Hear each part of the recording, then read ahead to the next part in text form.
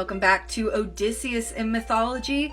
Today we're going to be tackling Odysseus's father's family and a lineage that might contain a few more animals than I think we'd all prefer. By which I mean there's one. I would prefer it to be 0, but there is one. Homer's version of Odysseus has a pretty standard heroic lineage. His grandfather, Arcesius, is a son of Zeus. That's it. However, the post-Homeric myths thought, let's spice this up a little bit. In this alternate version, he is instead the son of the tragic lovers Cephalus and Procris. And then there is a third version, related by Aristotle in his State of the Ithacans, that is, well, it's sure something. In this version, Cephalus is still the great-grandfather of Odysseus, but the story takes place after he has accidentally killed the love of his life, Procris. He is wandering throughout the lands, seemingly looking for something to leave behind before he eventually commits suicide.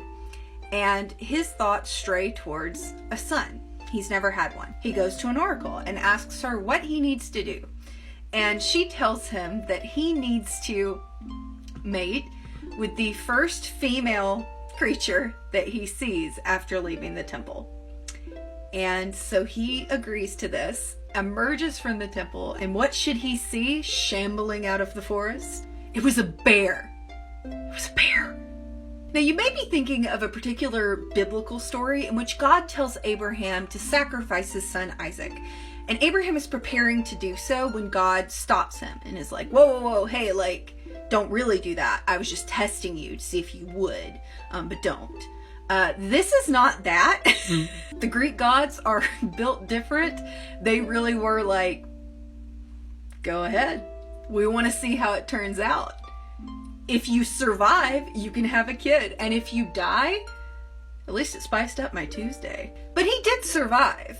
And as soon as he was finished, the bear transformed into a beautiful woman, and she bore him a son, Arcesius, the grandfather of Odysseus. And don't you think he was like, you couldn't turn her into a human woman before? So if you're keeping track, that means that Odysseus is either 1/4 god or 1/8 god and 1/8 bear. And believe it or not, there's a spicier version next time.